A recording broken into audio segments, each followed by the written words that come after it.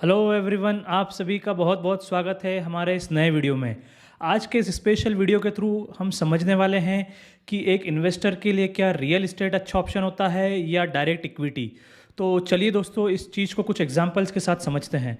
तो पहली चीज़, real estate के ऊपर हम बात करते हैं। देखिए, रियल एस्टेट में इन्वेस्टमेंट करने वाले जो इन्वेस्टर्स होते हैं उनको अक्सर शेयर मार्केट में इन्वेस्टमेंट करना पसंद नहीं होता।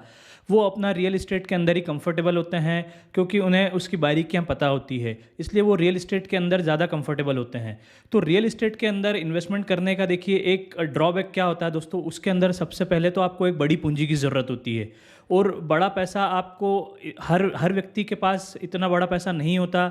देखिए, इन जनरल अगर हम बात करें प्रॉपर्टी के रेट्स की, तो अगर आप आज एक 2 BHK या 3 BHK फ्लैट लेने जाएंगे एक अच्छे शहर में, तो आपको करीबन 50 लाख 70 लाख रुपए से ये जस्ट एक स्टार्टिंग है 2 BHK की। और भी अच्छे ब्रोकर, आप अच्छे बिल्डर्स के साथ जाते हैं तो वहाँ पे 1 CR का प्राइस होता है फॉर प्रॉपर्टीज़। तो हर व्यक्ति के लिए पॉसिबल नहीं हो पाता कि वो प्रॉपर्टी के अंदर इन्वेस्टमेंट कर पाए। तो उसको क्या होता है, उस कंडीशन के अंदर लोन लेना पड़ता है। तो ये सबसे बड़ा एक ड्रॉबैक होता है प्रॉपर्टी के अंदर इन्वेस्टमेंट करने का, कि आपको हमेशा बड़ी पूंजी की रिक्वायरमेंट होती है, और व्यक्ति ये पूंजी काफ़ी टाइम से जोड़ करके सारी की सारी पूंजी को रियल एस्टेट के अंदर लगा देता है।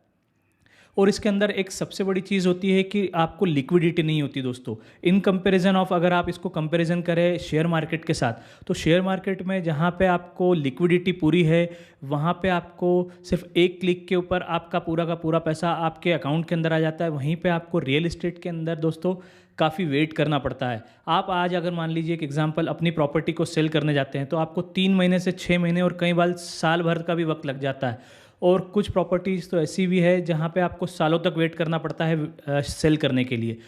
जनरली लोग प्रॉपर्टी जब लेते हैं तो उसको 5 साल 7 साल होल्ड करते हैं, लेकिन जब इक्विटी में इन्वेस्टमेंट करते हैं तो उनका जो है लाइक टाइम होराइजन ऐसा होता है कि मैं जल्दी से क्विक मनी बना लूँ, 1 साल 2 साल के अंदर मेरा पैसा डबल हो जाए। तो आप अगर इक्विटी में इन्वेस्टमेंट कर रहे हैं सपोज, तो आप उतना ही टाइम दीजिए जितना आप अपने रियल इस्टेट को टाइम दे रहे हैं। रियल इस्टेट में आप जाकर के रोज़ भाव नहीं पूछते हैं, राइट, कि आज मेरे प्रॉपर्टी का क्या रेट है।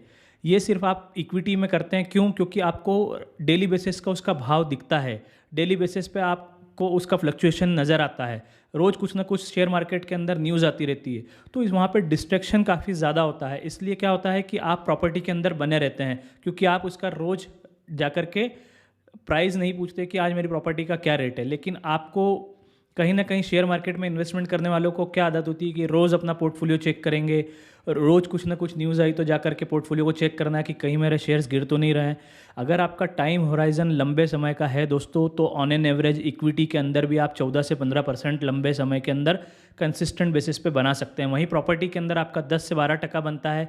वहाँ पे प्रॉपर्टी में बड़ी पूंजी आपको फंसानी पड़ती है। यहाँ पे आप 50 रुपये से लेके आपको 100 रुपये से लेके आप इन्वेस्टमेंट कर सकते हो। It's up to you. एक एग्जांपल है, कोई 50-100 रुपये शेयर मार्केट में इन्वेस्टमेंट नहीं करता, तो मिनिमम 5,000 10,000 से भी आप स्टार्ट कर सकते हैं, लाख रुपए 2 lakh, it's up to you only. तो देखिए, रियल इस्टेट का अपना अलग क्लाइंटल होता है और इक्विटी मार्केट का अपना अलग क्लाइंटल होता है। अगर आप पूछेंगे कि दोनों में से कौन सा बेस्ट है, तो ये एक इंडिविजुअल के ऊपर डिपेंड करता है कि उसको क्या सूट करता है और क्या वो इतना समय दे सकता है जैसे उसने रियल इस्टेट को बाय किया। फिर मैं आपसे कह रहा हूँ कि रियल इस्टेट आपको डिपेंड करेगा कि आपकी लोकेलिटी, आपने कौन सी जगह पे वो प्रॉपर्टी परचेस करी है।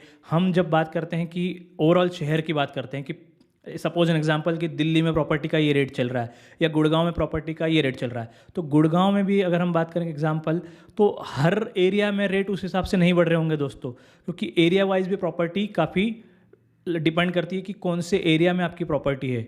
अगर आपकी लोकेशन जो है वो हॉट लोकेशन है, तो वहाँ पे आपको एक अच्छा रेट मिल सकता है प्रॉपर्टी के अंदर, लेकिन हर जगह पे आपको वैसा रेट नहीं मिलेगा।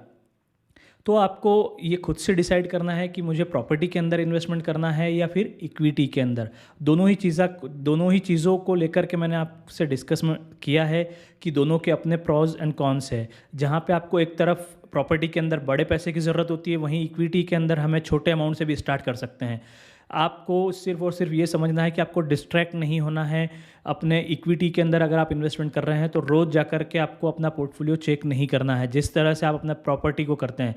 और जी हाँ दोस्तों, जिस दिन अगर प्रॉपर्टी में भी ये चीज़ होने लगी कि प्रॉपर्टी के भी भाव आपको कहीं पर देखने के लिए, रोज़ देखने के लिए मिल जाए कि इस एरिया में या मेरे प्रॉपर्टी का रेट आज ये चल रहा है, तो यकीन मानिए आप उस प्रॉपर्टी को 5 साल 10 साल होल्ड नहीं कर पाएंगे। तो इक्विटी के अंदर भी आप ये डिसिप्लिन लाइए और इक्विटी के अंदर ज़रूर आपका पैसा लॉन्ग टर्म के अंदर बनेगा। तो दोस्तों मैं इस वीडियो को यहीं पे ख़त्म करता हूँ। उम्मीद करता हूँ कि ये छोटा सा लर्निंग आपके ज़रूर काम आएगा और कमेंट करके मुझे ज़रूर बताइएगा कि आप किस चीज़ को प्रेफर करते हैं as a investment. Thank you so much for watching this special video. Thank you so much.